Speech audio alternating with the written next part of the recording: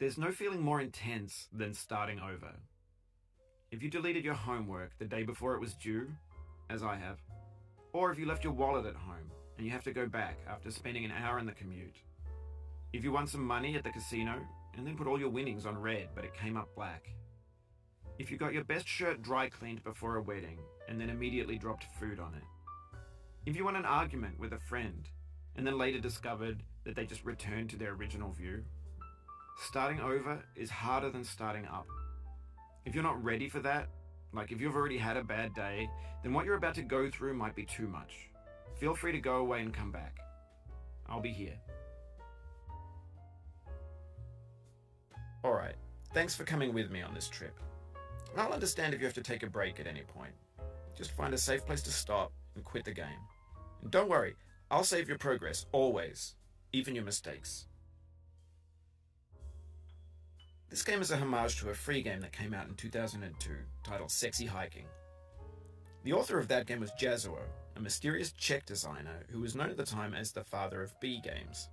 And B games are rough assemblages of found objects. Designers slap them together very quickly and freely, and they're often too rough and unfriendly to gain much of a following. They're built more for the joy of building them than as polished products. In a certain way, Sexy Hiking is the perfect embodiment of a B game. It's built almost entirely out of found and recycled parts, and it's one of the most unusual and unfriendly games of its time.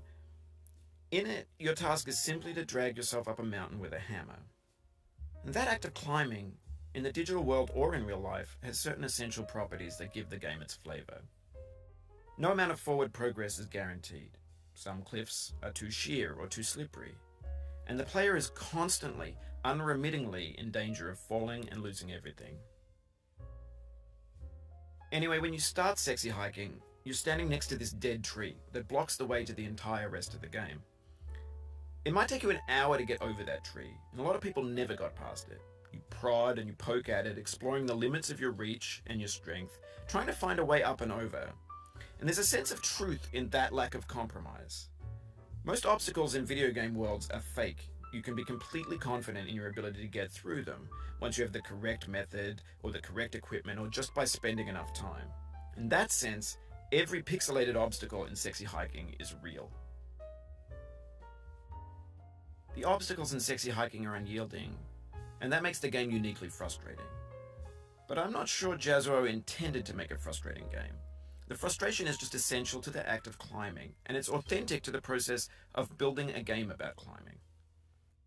A funny thing happened to me as I was building this mountain. I'd have an idea for a new obstacle, and I'd build it, test it, and it would usually turn out to be unreasonably hard. But I couldn't bring myself to make it easier. It already felt like my inability to get past the new obstacle was my fault as a player rather than as a builder. Imaginary mountains build themselves from our efforts to climb them, and it's our repeated attempts to reach the summit that turns those mountains into something real.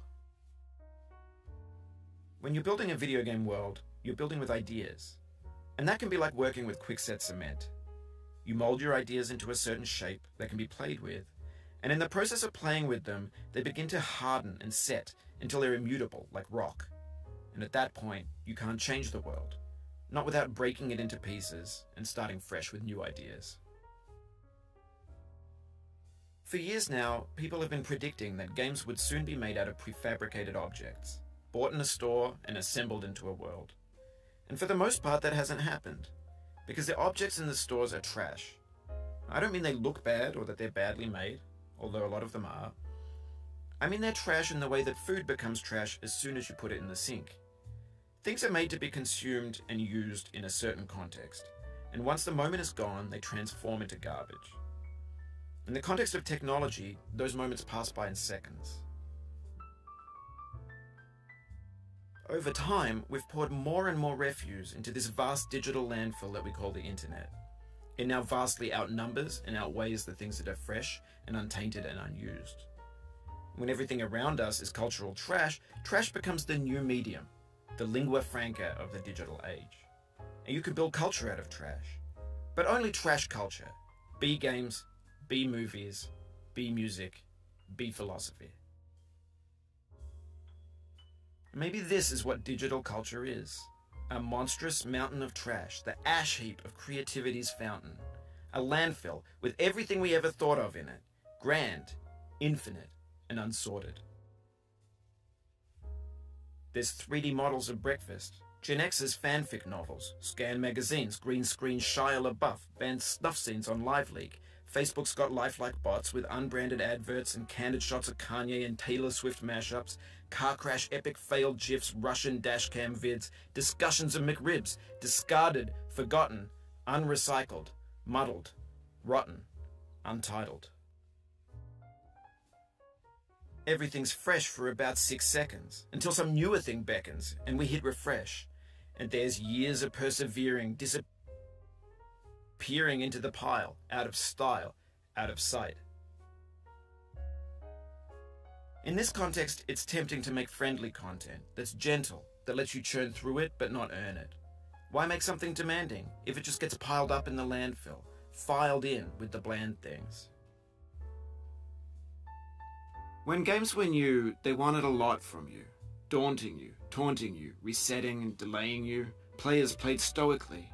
Now everyone's turned off by that. They want to burn through it quickly. A quick fix for the fickle. Some tricks for the clicks of the feckless. But that's not you. You're an acrobat. You could swallow a baseball bat. Now I know, most likely you're watching this on YouTube or Twitch, while some dude with 10 million views does it for you. Like a baby bird being fed chewed up food. That's culture too.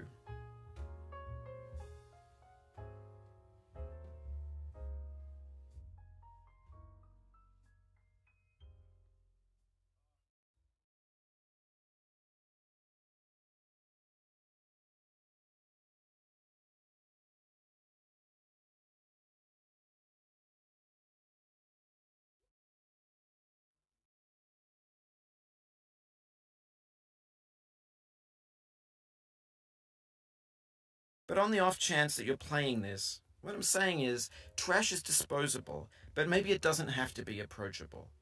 What's the feeling like? Are you stressed? I guess you don't hate it if you got this far. Feeling frustrated? It's underrated.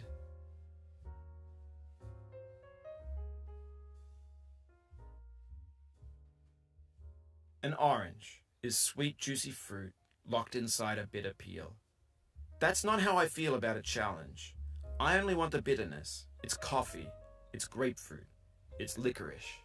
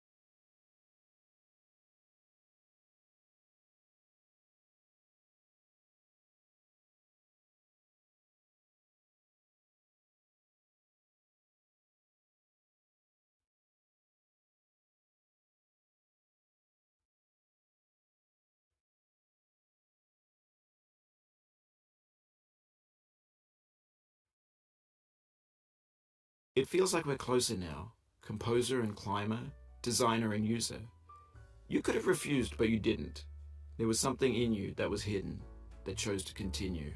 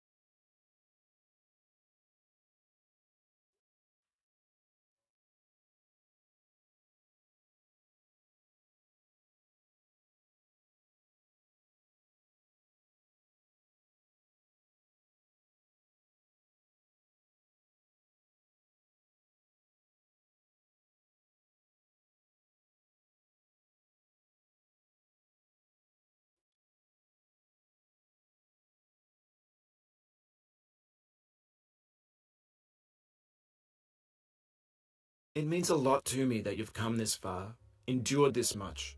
Every wisecrack, every insensitivity, every setback you've forgiven me is a kingly gift that you've given me.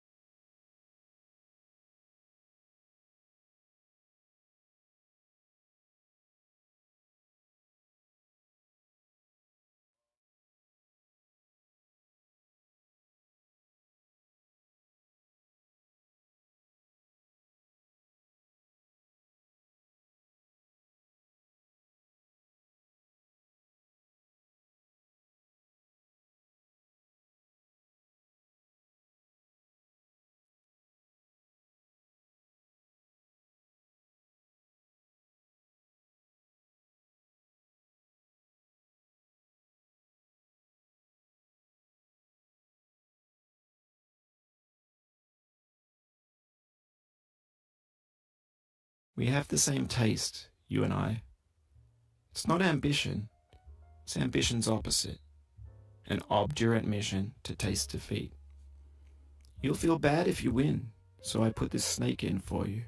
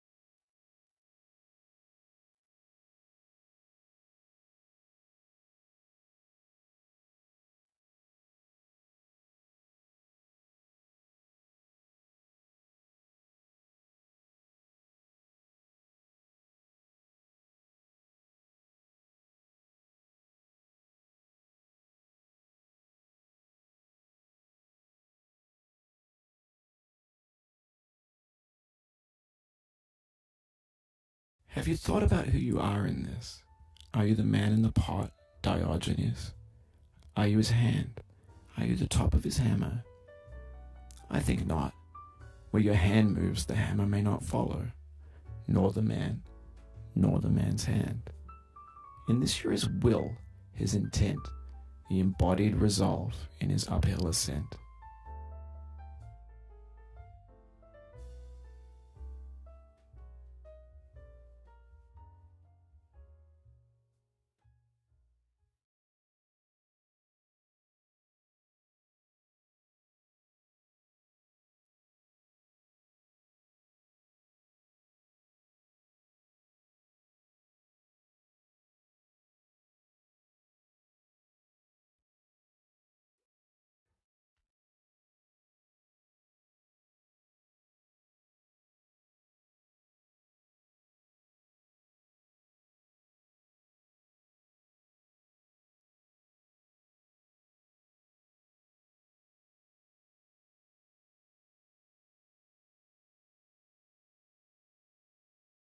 Now, you've conquered the ice cliff, the platforms, the church and the rectory, the living room and the factory, the playground, the construction site, the granite rocks and the lakeside. You've learned to hike. There's no way left to go but up, and in a moment I'll shut up. But let me say, I'm glad you came.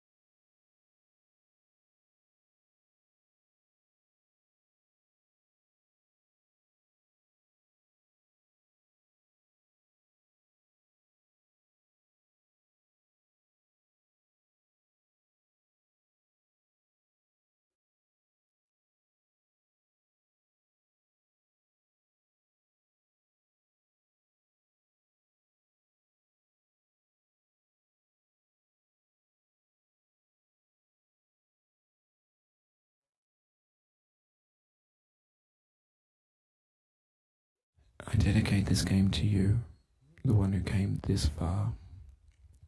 I give it to you with all my love.